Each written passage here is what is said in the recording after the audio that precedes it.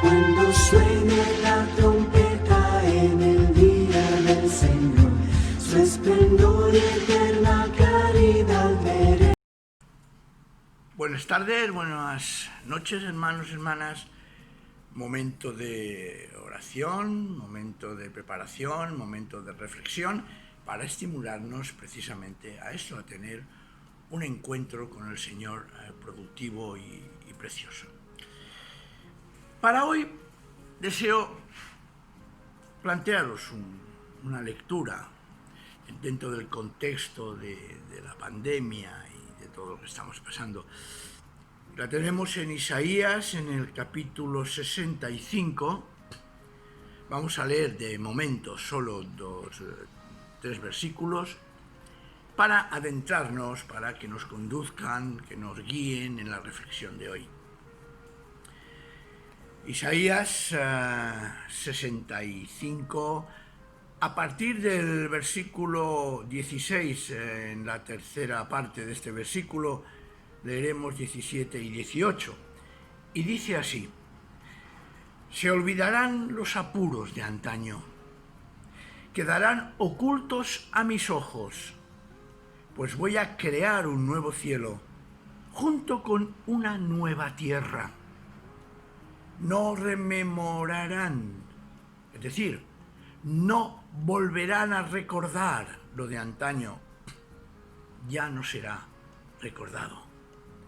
Al contrario, alegraos y gozad sin límites por lo que voy a crear. En efecto, dice el Señor, voy a crear una Jerusalén que sea todo gozo, con una población llena de alegría. Son palabras que suenan muy agradables y nos entusiasman y nos producen una gran esperanza. Pero lo más extraordinario es que, sonando preciosas estas palabras, con un contenido de esperanza viva y real, son ciertísimas para nosotros. Mira, todos en la vida tenemos momentos buenos, y, por no decir malos, voy a decir menos buenos. Y a veces parece que todo a nuestro alrededor se tambalea. Y más con lo que hemos vivido, y aún se nos anuncia que puede pasar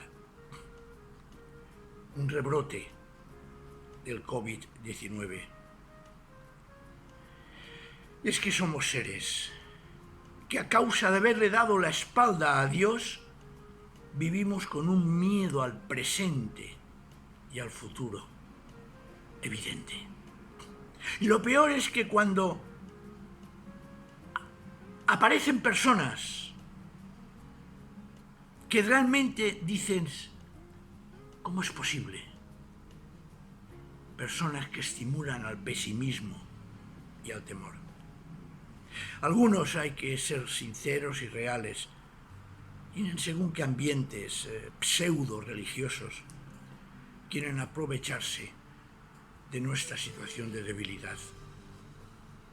Otros quieren que lo hagamos para poder precisamente tener sobre nosotros poder. Mira, sobre la pandemia hay muchas posturas. Y aunque vamos bien en el sentido de que ya hace bastantes domingos que nos vemos presencialmente en la iglesia, no debemos de bajar la guardia. Sobre la pandemia es posible tener muchas visiones, muchas formas de interpretarlas,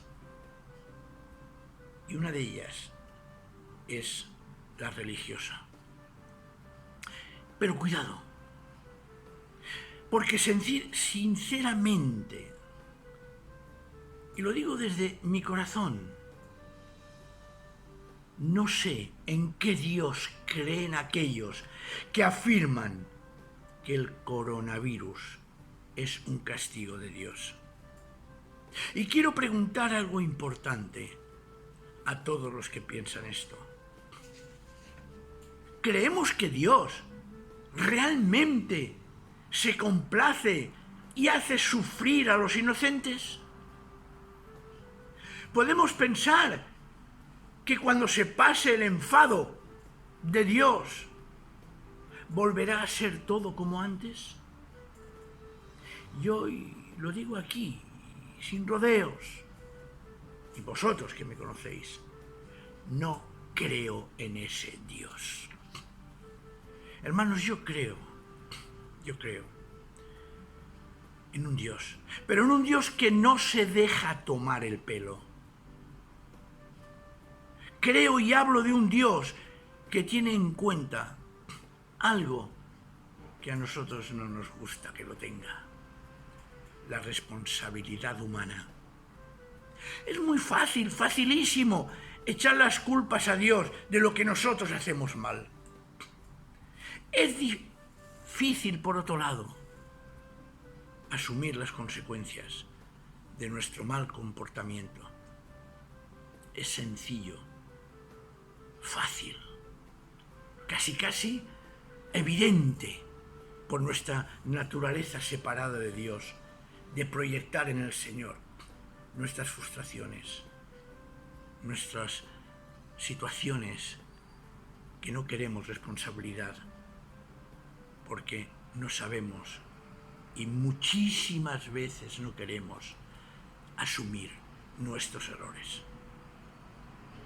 Por eso digo que creo, eso sí, en un Dios que nos mira con misericordia, que no se complace en la muerte del justo, ni quiere la destrucción del impío. Y a mí me llama mucho la atención un pasaje que encontramos en la segunda carta de Pedro. Mirad, yo creo positivamente en el retorno glorioso de Cristo. Creo, lo deseo y lo anhelo. Pero ese anhelo y ese deseo, esa esperanza de retorno, estos últimos tiempos, ya aparece a partir de la resurrección de Cristo en los creyentes, en sus discípulos. Mirar en 2 de Pedro, en el capítulo 3, en el versículos 8 y 9, dice algo extraordinario. De cualquier modo, queridos, no debéis olvidar que para el Señor un día es como 1000 años y 1000 años como un día. Es que el tiempo de Dios no es nuestro tiempo. El tiempo de Dios es algo que es para nosotros absolutamente misterioso. Y nosotros, la visión que tenemos es solo aquí. Y sigue. Algo interesantísimo y extraordinario. No es que el Señor retrase en cumplir lo prometido, ni mucho menos. La promesa del retorno de Cristo, como he dicho antes, ya se produce en el momento de la resurrección, con lo cual esa espera se ha producido y es, y puedo afirmar que los últimos tiempos son desde que Cristo resucitó, porque desde ese momento se espera su retorno glorioso. Y dice, no es que el Señor se retrase en cumplir lo prometido, como algunos piensan, es que tiene paciencia con vosotros, con nosotros, y no quiere que nadie se pierda, sino que todos se conviertan. ¿Por qué? Mirad, ¿por qué yo creo en ese Dios? Porque creo en el Dios de Jesús de Nazaret. Porque creo que Él es el profeta de la esperanza. Curó, dio de comer, acogió, abrazó, tocó, estimuló a la vida, estimuló al amor, a la entrega generosa a los demás. Y hoy, concretamente, el Señor Jesús, ese mismo que estamos esperando que vuelva, ese mismo que está sentado junto a Dios en el trono, ese mismo que está intercediendo constantemente por nosotros, es el que nos llama ahora a la esperanza. Y es posible que desde nuestros miedos y temores debamos de buscar esa esperanza en esos reflejos de vida eterna que estamos viviendo concretamente hoy. Y hay una frase que para mí refleja perfectamente lo que yo siento, y está en el Salmo 18, versículo 1, y la hago mía, porque es el Dios de la esperanza y del amor en el quien creo.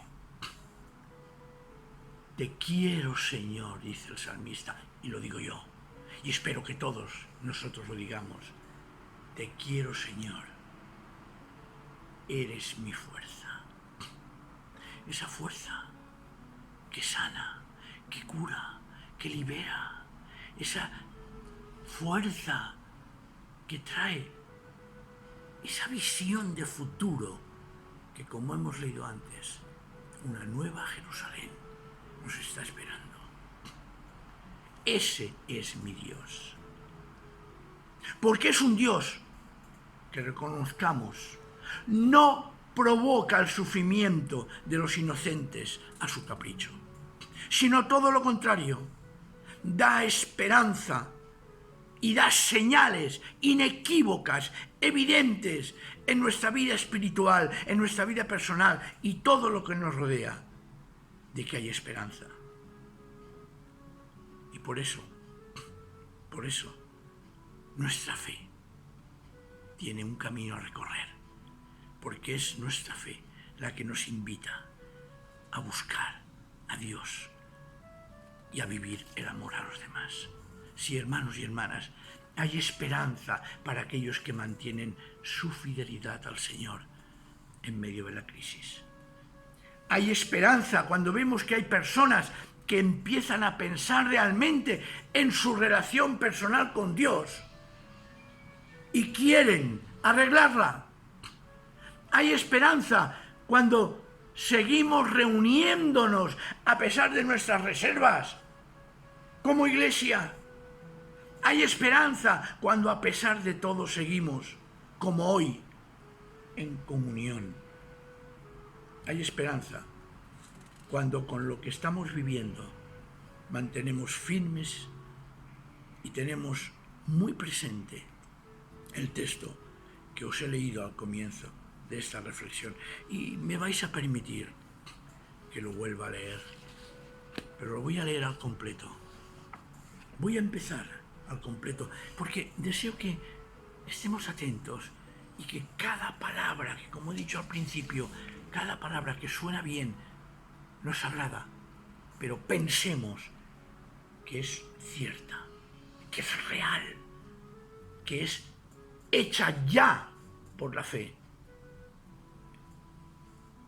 Se olvidarán los apuros de antaño, quedarán ocultos a mis ojos. Es una afirmación, no una suposición. Pues voy a crear, sigue afirmando el Señor, un nuevo cielo junto con una nueva tierra. No volverán a recordar lo antaño. Ya no será recordado. Al contrario, alegraos y gozad sin límites por lo que voy a crear. En efecto, sigue diciéndonos el Señor esta noche, voy a crear una Jerusalén que sea todo gozo, con una población llena de alegría. Se está refiriendo a nosotros, pobladores, pueblo de Dios. Y fijaos cómo reacciona Dios. Saltaré de júbilo por Jerusalén. El Señor mismo. Sentiré alegría por mi pueblo. El Señor siente alegría por nosotros. No se oirán llantos en ella, ni gritos pidiendo socorro. Ya no habrá niños en ella que mueran a los pocos días, ni adultos que no alcancen una cumplida madurez. Será joven quien muera a los 100 años y maldito quien no los alcance. Construirán viviendas y las habitarán. Plantarán viñas y comerán sus frutos.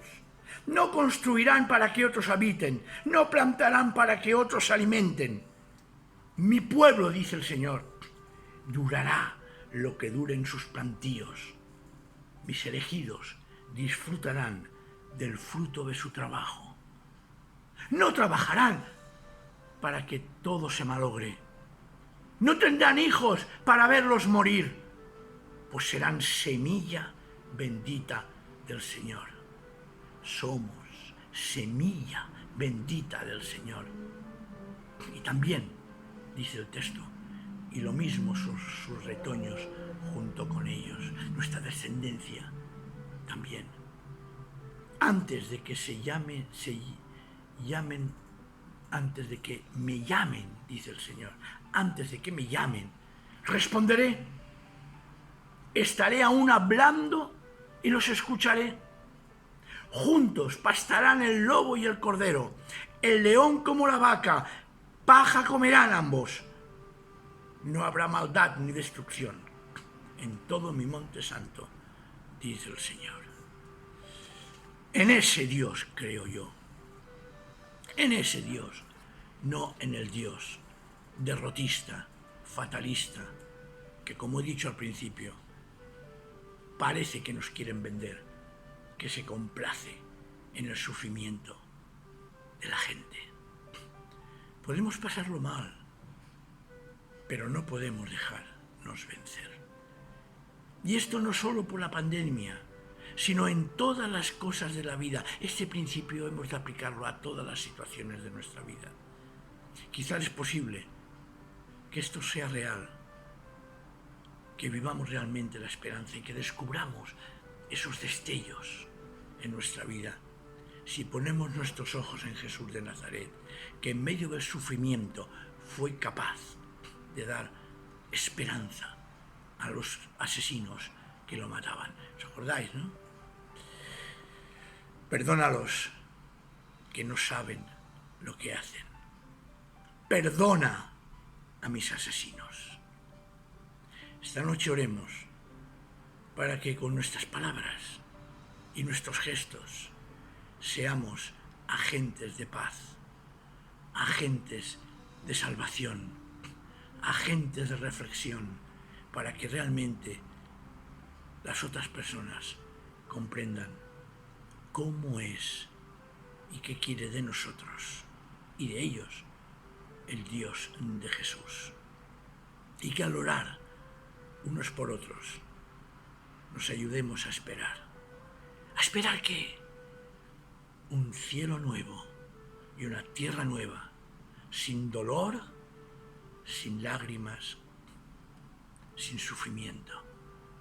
Hermanos y hermanas, amigos, queridos, amados, allí nos vemos todos.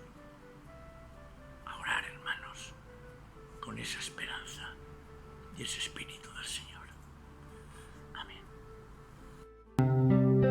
Un soldado a casa hoy regresó y un niño enfermo se curó.